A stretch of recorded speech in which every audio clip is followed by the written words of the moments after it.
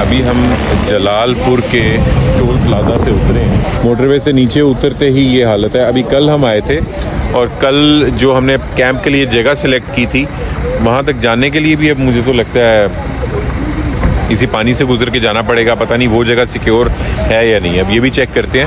تو ہمارے پاس اور کیا آلٹرنیٹ وے کیا ہے؟ کہاں سے ہم جا سکتے ہیں؟ آلٹرنیٹ وے یہ کہ ہم واپس شجاع آباد جانا پڑے گا. شجاع آباد سے ہم نیچے اتریں گے, اس روڈ سے جائیں گے.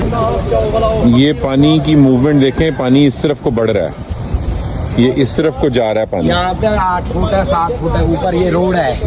7-8 فٹ ہے جی بند اس طرف سے ٹوٹا ہے سب کچھ کا. یہ دیکھیے پانی ہمارے سامنے جو ہے نا وہ اس طرف ہمارے پیروں کی طرف آگے آتا جا رہا ہے. اور پورے دیکھیں دروازے تک یہاں پر نا لوگوں کے گھر ڈوب گئے ہیں. اور پہلے جو ہم لوگ ورکنگ جہاں پر کر رہے تھے وہ علاقہ تھا جن کو پتہ تھا کہ سیلاب آتا ہے, لیکن اس علاقے میں زندگی میں پہلی بار سیلاب ہے. ان کو نہیں پتہ تھا کہ سیلاب آتا ہے. ایک پل جو ہے نا وہ ٹوٹ گیا ہے اور لوگ جو ہیں منقطع ہو گئے ہیں. وہ دیکھ رہے ہیں اس طرح. ابھی ہم نے یہ لوڈ کر لی ہے راشن ان 2 ڈالوں میں اور آگے انشاءاللہ نکلنے لگے ہیں ڈسٹریبیوٹ کرنے کے لیے.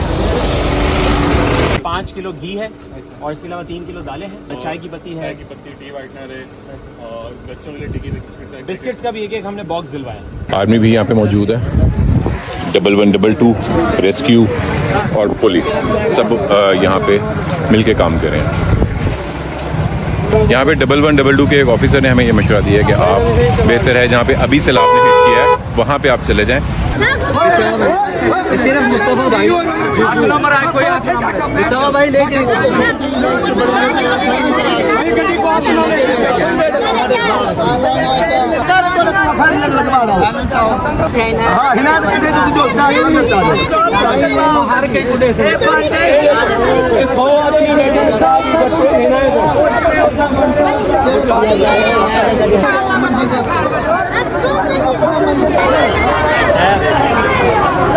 یہاں پہ کوئی اندر ہیں لوگ ابھی ڈیزرو بہت زیادہ ہیں, بیٹھی ہیں فیملیز بیٹھی ہیں. اصل میں ہماری بوٹ ہے, اس میں تقریباً 8 سے 10 لوگ آ سکتے ہیں.